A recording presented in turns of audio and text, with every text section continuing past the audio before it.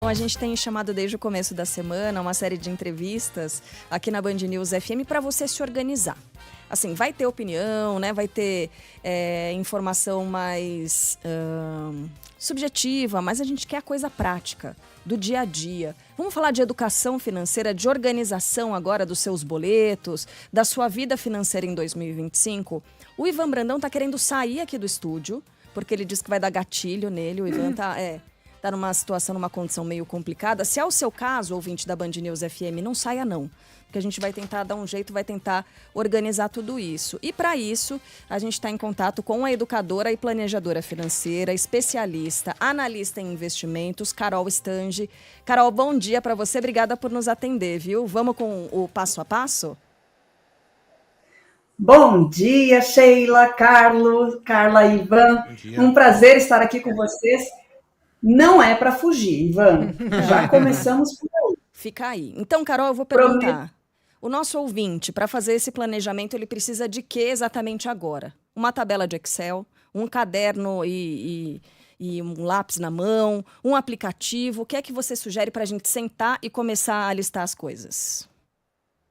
Bora lá. Então, modo prático na veia. O que a gente precisa é de uma ferramenta que funcione, seja ela um aplicativo, seja um caderno, seja uma planilha. A gente precisa de algo que realmente se encaixe na rotina da pessoa e que não dê mais trabalho a ela.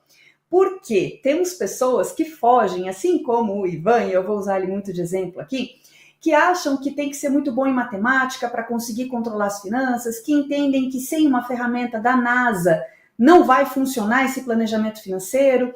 E a gente tem também uma outra coisa, que são as promessas de início de ano. Eu arrisco dizer que junto com a promessa de exercício físico, a organização financeira está no ranking, nos top 10 das maiores promessas que a gente faz de ano novo. Mas o que a gente tem que colocar bem claro aqui, gente, é que é possível, é factível. O que a gente precisa realmente é entender que vai demandar um certo esforço. Não tem como a gente querer controlar nada na nossa vida, inclusive a vida financeira, se a gente não tiver um pouquinho de energia e esforço, principalmente no começo. A saída da inércia, que é o passo mais difícil. Quantas horas por dia ou por semana precisa de dedicação para colocar tudo em ordem? Vou arriscar que depende do cenário que a pessoa enfrenta agora. Então, se a gente estiver falando, né, numa trilha que a gente pegue o mais endividado até o maior investidor, a gente vai encontrar tempos diferentes, energias diferentes. Alguém que está bem endividado agora vai precisar destinar um pouco mais de energia, porque o primeiro passo não é pagar a dívida. O primeiro passo é você mapear tudo aquilo que você deve. Então, papel e caneta na mão, eu preciso entender para quem eu estou devendo, qual o valor original da dívida, qual é o valor que a dívida está agora e quais são as condições de pagamento dessa dívida. Por quê? Porque se eu saio pagando agora, pode até me dar um calor no coraçãozinho, dizendo assim, ufa, eu estou resolvendo a minha situação. Mas eu preciso primeiro saber quanto eu estou pagando de juros, se essa taxa de juros que estão me cobrando é factível com o que o mercado está cobrando ou não, se de repente é uma coisa fora, descolada do que o mercado está fazendo. Eu preciso saber a minha real capacidade de pagamento. Sabe aquela opção que aparece no aplicativo, no pop-upzinho, né, no pushzinho, dizendo quite aqui sua dívida ou reparcele, faça um refinanciamento da sua dívida, pague parcelado? Normalmente é a opção mais cara para o devedor. É a opção mais fácil, a mais cara. Por quê? Porque você não faz toda essa pesquisa e aí você acaba justamente pagando mais caro por falta de tempo. Então, para o devedor, ele vai sim destinar um pouco mais de energia nesse momento. Para quem já está organizado, é uma coisa de, eu não consigo nem mensurar de hora, mas eu diria assim, um momento que você pare numa sexta-feira, no sábado, num domingo, e faça o seu controle. Se você já tiver um aplicativo desses que fazem a conexão, inclusive com os teus gastos, e já lançam de forma automática nas despesas que são pertinentes, é ainda mais rápido. Agora, se a gente está falando de um investidor, aí tem também um grande mito. A gente acha que o investidor deixa a roda girar sozinha, que ele não precisa de nenhum tempo para destinar. E é aí que se engana, porque precisa acompanhar o mercado, precisa saber como estão os papéis que ele já tem, se é hora de comprar, de vender. se é hora de se desfazer de algum papel que já deu o que tinha que dar, ou de assumir algum prejuízo. Então, a depender do tipo de cenário que a pessoa enfrenta hoje, é o tempo e a energia que ela vai despender para poder cuidar da sua vida financeira. Vamos por partes, então, já diria o outro, porque aí a gente pode falar de cada um desses perfis. Vou voltar ao perfil do devedor. Feito esse primeiro passo, dado esse primeiro passo, que é o mapeamento dos gastos e das dívidas que a gente tem, identificando ali o que tem para não bater o desespero. O passo seguinte seria o quê? Tentar trocar uma dívida ruim por uma dívida menos ruim, não sei, sabe? Em função de juros, fazer uma portabilidade de dívida seria um segundo passo? Essa é uma estratégia muito válida. Então, primeiro de tudo, entendi quanto eu estou devendo, para quem, quanto está sendo cobrado. Depois, eu vou entender qual que é a minha real capacidade de pagamento. Porque se eu renegocio pagando, por exemplo, R$1.000 está muito caro para mim, eu vou negociar para 500. E aí eu passo 2, 3 meses pagando essa dívida em 500 e percebo que 500 também está alto, também está além do que eu deveria pagar. Então, primeiro eu preciso saber quanto eu realmente consigo absorver de parcela no meu orçamento. Tem uma continha que a gente faz que, idealmente, não deveríamos dever mais do que 30% do nosso orçamento, da nossa receita. Então, se a gente está falando de prestação de carro, de casa, parcelamento de cartão de crédito, aquela geladeira que comprou no carnê da loja, direto, né, no cartão da loja, soma tudo isso. Isso não deveria ultrapassar 30% da tua receita mensal, ou seja, de todo o valor que entra de dinheiro no teu mês. Entendido quanto você pode pagar por mês, aí sim você pode sugerir para o credor uma renegociação. Olha, essa parcela está muito alta, eu não consigo pagar. Você pode correr atrás de uma linha de crédito numa financeira, num banco onde você já tenha relacionamento. Você pode fazer a troca de dívida cara por outra mais barata. Então, eu, por exemplo, tenho um empréstimo feito a uma taxa de juros de 15% ao ano. Eu encontro uma outra de 9%. Então, vale a pena eu fazer essa troca de dívida. Mas veja que tudo volta ao primeiro passo. Eu só consigo fazer uma análise para saber se eu estou sendo beneficiada ou não por uma troca de dívida, por um novo endividamento para pagar um mais antigo, se eu souber quanto está sendo cobrado de mim. Mas tudo isso tem a ver também com a questão do rating, né? Que as financeiras e os bancos colocam os seus clientes, né? Muitos deles que às vezes acabam entrando nessa bola de neve, e por mais que consigam manter ali o seu score no Serasa, manter os seus pagamentos em dia, não conseguem esse crédito para ganhar um alívio. Enfim, o nosso ouvinte aqui, motorista de aplicativo, falando que hoje o nome dele tá sujo, enfim, ele tem uma dívida e ele estava perguntando isso, né? Se ele paga parcelado, se ele vai pagando à vista. Isso você já explicou, mas nesse ponto em que de repente buscar um alívio financeiro, você acaba esbarrando muitas vezes nesse carimbo do não, né? Esse perfil aqui não encaixa, ele não é um bom pagador e a gente não vai dar esse alívio para ele. O que acaba sendo um contrassenso, né? Porque os bancos são mais bonzinhos, é um termo bem ruim, com aqueles que geralmente têm uma condição melhor, né? Para enfim, pagar suas contas e se manter no mês. Você sabe que é importante isso que você está trazendo aqui, e eu vou dizer uma coisa com muito carinho, mas presta atenção que não é uma orientação. Dá até risadinha nervosa. Mas, a depender do cenário que essa pessoa esteja encontrando agora, é melhor que ela não pague a dívida. Por quê? Porque aí ela consegue condições de negociação mais interessantes.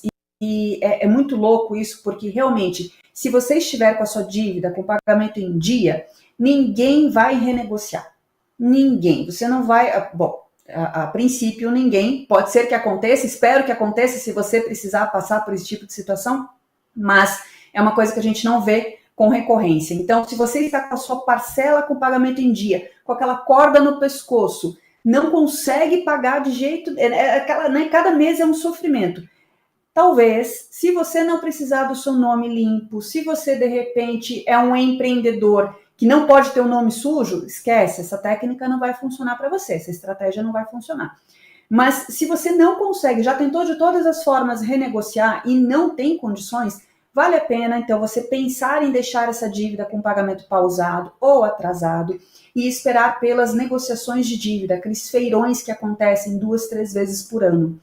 Essa é uma estratégia, gente, por isso que eu falei que assim, não pode ser encarada como orientação, porque ela não vale para todo mundo, mas é uma estratégia que a gente entende como algo radical, sabe? Assim, já tentei várias coisas, não consegui, tá me atrapalhando, tá virando uma bola de neve, eu tô colocando o meu futuro financeiro em risco, eu tô colocando o leite das crianças dentro de casa em risco, a escola das crianças está atrasando, meu aluguel, tô correndo o risco de ser despejado porque eu não tenho, né, não tenho para onde ir. Aí a gente entra com medida de emergência. Então eu chamaria que essa parte de não pagar, em alguns cenários, ela pode ser a mais indicada como uma medida de emergência.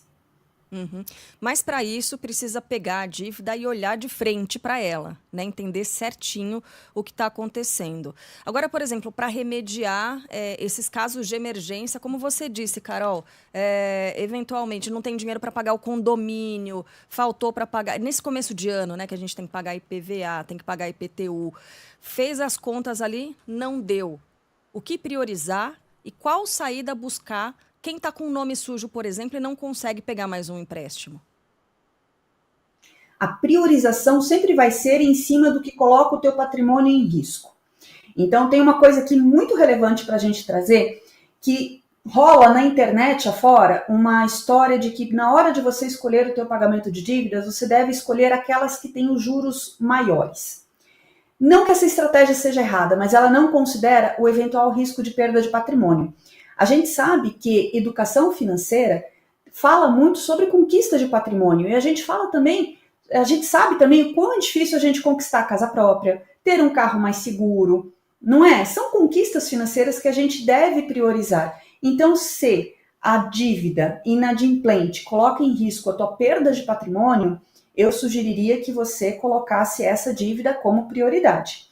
Em seguida, sim, você vai olhar quais são as dívidas que têm juros mais altos. E aí, geralmente, a gente encontra cheque especial, cartão de crédito e, surpresa, carnê de loja. Então, o cuidado deveria ser, quando a pessoa não sabe disso, né? Ela vai lá e escolhe pela taxa de juros mais alta. E ela encontra lá o carnê da loja, foi na loja, comprou as roupinhas de final de ano e tem lá 18% ao ano de taxa de juros. E ela fala, nossa, isso aqui é muito alto, eu vou começar pagando por isso. Mas qual é a perda de patrimônio que você corre o risco? Nenhuma. Né? Você corre o risco de linha de crédito, de relacionamento com o banco, de ter direto, de repente, o teu salário caindo na conta e já sendo destinado para o pagamento de uma linha de crédito que você fez com a instituição?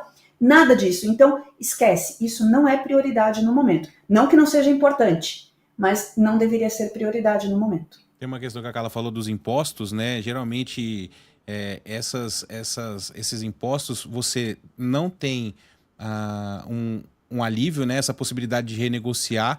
E aí eu estou falando de pessoas, por exemplo, que tem o nome já inscrito numa dívida ativa, né? Da prefeitura, do estado, porque isso depende de lei nas câmaras municipais, nas assembleias, né? A prefeitura não pode deixar você fazer um Pix com 25% de desconto para você pagar a sua dívida. Mas elas... porque essa questão do nome sujo, ela pega muito para as pessoas, né? E você, no caso da dívida ativa, você tem uma dor de cabeça enorme para resolver vários problemas, caso você precise, né? Sei lá, passar num concurso público, a coisa vai travando a sua vida. Nessa história dos juros maiores e juros menores para você escolher as dívidas que você vai pagar, os tributos, eles entram como prioridade ou também podem ser, de alguma forma... negligenciado é uma palavra bem ruim, né? Mas para você primeiro resolver sua vida e falar, bom, já que você está... Como é que é? Já tá ruim mesmo, né? Então vamos... deixa a prefeitura para lá. Não, né? Priorizar, vamos colocar assim. Porque é um tipo de dívida bem diferente, né? Dessa de um carnê de loja, de um cheque especial. A grande vantagem dessas dívidas que a gente está falando aqui de impostos é que você consegue parcelar e geralmente em até 12 vezes. Então isso ajuda muito quem precisa de uma ajudinha extra nesse início de ano. Agora, a gente está falando aqui de pagamento de dívidas, né? Então eu vou usar essas despesas que acontecem principalmente em janeiro como se fossem ralos de uma caixa d'água, de um balde d'água. O que a gente tem que entender? Em janeiro, a gente tem uma entrada de receitas, como se fosse um balde, está entrando água nesse balde, e cada uma dessas despesas de início de ano são os tamanhos dos ralos, dos furos que esse balde tem. Então, se a gente começa a ter furos muito grandes, não vai ter fluxo, não vai ter volume de água, não vai ter receita que dê conta de preencher esse balde. Sabe, essa analogia é difícil de falar assim, sem a gente ter um papel e caneta na mão, mas eu acho que deu para a gente entender assim, que a primeira coisa é a gente tapar os ralos. Então, entendi no meu orçamento doméstico tudo que eu tenho de despesa. E aí, Ivan, os impostos deveriam entrar nesse planejamento de despesas que eu tenho, mesmo que eles aconteçam, mesmo que essas despesas aconteçam somente no início do ano, elas são previstas, elas não são imprevistos, né? Eu gosto quando chega alguém para mim num atendimento, às vezes numa palestra, e fala assim, eu tive um imprevisto esse ano, que foi aniversário da minha mãe, que foi aniversário do meu filho, material escolar das crianças, o IPVA. E eu falo, isso não é imprevisto. Isso são os ralos, os buracos que estão ali todo ano para levar o nosso dinheiro embora. Então, o que a gente tem que fazer para conseguir se organizar e não entender que, nossa, eu estou numa situação de início de ano que eu deveria priorizar o que eu faço? Tudo é prioridade, né? Vou priorizar o quê? Imposto? Vou priorizar a escola das crianças? Vou priorizar a parcela do carro, da casa? Então, primeiro tenha todas as suas despesas e agora é aquela parte que é chata, que é justamente entender quanto eu estou gastando em cada parte da minha vida. Agora, principalmente se a pessoa não sabe quanto ela gasta no mês, é aquela coisa de anotar até o cafezinho. E por que eu falo que é chato? Porque demanda tempo. Só que, usando uma outra analogia igual da caixa d'água, a gente, quando vai ser medicado pelo nosso médico, a gente não tem que levar um exame de sangue? É a mesma coisa. Eu preciso saber quanto eu estou gastando em cada área da minha vida para saber qual o remédio certo que eu vou tomar. Espero que ninguém aqui seja medicado sem levar o exame de sangue, não é verdade? É a mesma coisa. Então, eu preciso saber para onde é que meu dinheiro está indo para entender se eu vou cortar mais aqui, ali, se eu vou reduzir as despesas, se eu vou eliminá-las. Tem uma outra coisa aqui que é muito legal, principalmente aí para Sheila e para Carla, que as meninas normalmente falam assim, puxa, quer dizer que nunca mais eu vou fazer uma compra sem planejamento? Nunca mais eu vou comprar uma blusinha fora de hora? Nunca mais eu vou ter aquela coisa tipo, uau, vi uma coisa legal, comprei? Não, mas você vai poder fazer isso, mas em algum momento você pode ser que diga assim, nos próximos 3 meses eu não posso nem olhar para o lado. Não vou entrar em site, não vou no shopping, não vou abrir nenhum tipo de e-mail com promoção, e eu vou reduzir as despesas por um determinado período de tempo. Não é para o resto da vida. Mas a gente precisa justamente ter esses números para a gente saber qual é a ação que a gente vai tomar. Para que ano que vem a gente não tenha esse tipo de resultado de novo, né? Do tipo, nossa, eu tenho tudo isso chegando de conta e eu não sei o que eu vou pagar, porque é muita coisa e não tenho dinheiro para pagar tudo. Tá, a pessoa mapeou tudo, fez toda essa lição de casa, fez um diagnóstico e identificou que não vai ter jeito, vai ter de recorrer a um empréstimo. Quais os cuidados, as pegadinhas mais recorrentes com quem vai pegar um empréstimo? Tem que ficar atento a quê exatamente, Carol? Bom, primeira coisa, taxa de juros. Então, se a gente está falando de uma taxa Selic com previsão de subida, taxa Selic é a nossa taxa básica, a nossa taxa mãe de juros no Brasil, se ela vai subir pelos próximos um ano e meio, a gente tem a previsão de que as taxas de financiamentos que acompanhem a taxa Selic também subam. Então, essa seria uma pegadinha. Se você escolher um financiamento com uma taxa pós-fixada que acompanhe a taxa Selic, entenda que existe uma grande chance da sua parcela aumentar ao longo desse período, porque se a taxa Selic vai aumentar, a sua parcela vai acompanhar. O segundo ponto que eu deixo aqui de atenção, que eu já vi acontecer com muita frequência, infelizmente, são pessoas que têm, por exemplo, o salário sendo recebido numa conta do banco, né? A conta salário. Ou existe também algum tipo de crédito que receba nessa conta do banco.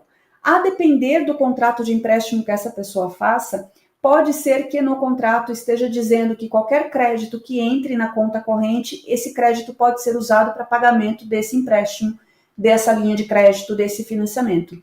Então, às vezes a pessoa fala assim, poxa, caiu um dinheiro na minha conta e já foi destinado para o pagamento da dívida. Eu nem vi esse dinheiro. mas a depender do contrato que a pessoa assine, isso pode acontecer. Então, seriam esses os maiores cuidados. E, de novo, se a pessoa não souber quanto ela pode pagar por mês, não adianta ela fazer outra linha de crédito, um empréstimo, porque ela precisa primeiro saber quanto cabe no orçamento dela. E essa é a pergunta do nosso ouvinte aqui, que tem uma dívida com o banco, o salário cai, o banco já pega o dinheiro direto e o banco não aceita renegociar. O que eu faço? Pergunta ele. Se está no contrato é complicado, né? Ideal. Contrato assinado, e o duro que são as letrinhas miúdas, tem que ficar realmente muito de olho. O ideal é que essa pessoa realmente consiga agora um outro empréstimo fora da instituição para quitar esse empréstimo que ela tem dentro do banco. E aí vai precisar justamente entender quais são as taxas cobradas atualmente versus as taxas cobradas no mercado, para que ele possa fazer essa troca com mais tranquilidade. 2 perguntas bem rapidamente para a gente encerrar, porque tá, desculpa, Ivan. Estamos estourando. Tá estourando já, e assim, prometi falar de imposto de renda. Já é o momento de separar a documentação, Carol? Para não deixar para cima da hora, sei lá? Depende do nível de emoção que a pessoa queira na sua vida. Porque se a pessoa gosta de chegar lá no final do ano e ficar naquela correria de juntar papelada, documento, eu falo, deixa lá para o final da hora, para perto da hora, não tem problema. Mas se há alguém que tem pavor de documentos e números e realmente essa papelada burocrática toda traz um sofrimento, eu falaria assim, começa agora. Já pega ali, cria no seu computador uma pastinha chamada Imposto de Renda e vai colocando todos os documentos que você recebe, as notas fiscais. Vocês viram que agora recibo de médico é somente digital, né? Então já vai colocando dentro dessa pastinha. E aí para o final do ano você tem tudo minimamente organizado para você perder o menor tempo possível com essa tarefa. Se você não gosta de computador, não curte, não para, o teu dia é uma correria, fica no trânsito o dia inteiro, né? Atende cliente. Então, pega uma pastinha mesmo dessas de varia e vai colocando ali os papéis, vai batendo print, cria uma pastinha no teu celular, são coisas que não são difíceis, é que justamente demanda essa certa energia no início. Mas vai criando uma pastinha no teu celular mesmo, com as informações para que você não chegue lá no mês da declaração e tenha que parar a sua vida por 3, 4 dias para poder resolver isso. Ai, não dá tempo de fazer mais pergunta, infelizmente. A gente tinha muito papo para conversar aqui com a Carol Strange, educadora, planejadora financeira, especialista e analista em investimentos. Carol, um beijo para você, até uma próxima. A dica, então, para o nosso ouvinte é pegar o dia de hoje, dar aquela organizadinha para deixar a coisa fluindo, né, ao longo do ano. Começa do jeito certo. Começa já com o pé direito. Já começa sabendo assim, quanto eu ganho, quanto eu gasto, porque toda a parte de investimentos, gente, vem em cima disso, tá? Então, primeiro a gente deixa a casa organizada para depois colocar o telhado, não é? Primeiro a gente coloca a parede, depois a gente coloca o telhado. Os investimentos são o telhado. Obrigada, Carol. Bom dia. Beijo, bom dia. Até mais.